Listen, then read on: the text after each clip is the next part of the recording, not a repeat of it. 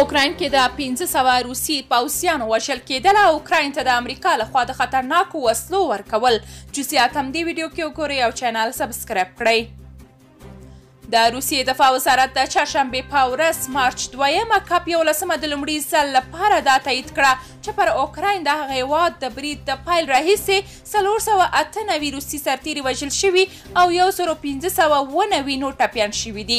رویټرز خبري آژانس د روسیې د انټرافاکس په حواله ویلي دا لومړی ځل دی چې روسیې په دې جګړه کې د خپلو تلفاتو راپور ورکړی دی.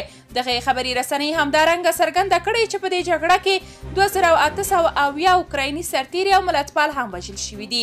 بلخوا اوکراین ادعا کوي چې پر هغه هېواد د روسیې په برید کې چې 6 ورځې وړاندې پیل شوی 1000 روسي سرتیري وژل شوي او سلګونه نور ټپیان شوي دي. خو هغه شمیرې چې د مسکو او کیف لخوا وړاندې شوي تر اوسه د خپلواکو سرچینو لخوا تایید شوي نه دي. بلخوا د ملګرو ملتونو د بشري حقونو د څار سازمان تایید کړی چې د مارچ لومړۍ نیټې تر نیمې شپې پورې پر اوکراین د روسیې د 6 ورځني برید په جریان کې 220 ملکي اوکراینیان وژل شوي او 525 نور ټپیان دي. امریکا اوکراین ته د 200 سټینکرو استولي دي.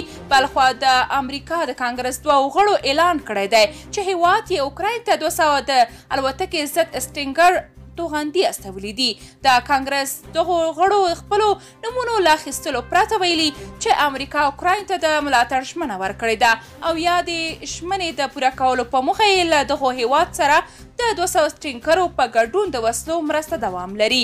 د کانګرس دغو غړو زیاته کړې ده چې دا د هغې 350 میلیون ډالري مرستې یوه برخه ده چې واشنګټن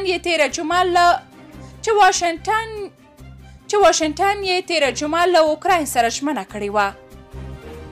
تاسو که د دې موضوع په اړه کوم نظر لرئ کومنټ کې شریک او چینل سبسکرایب کړئ.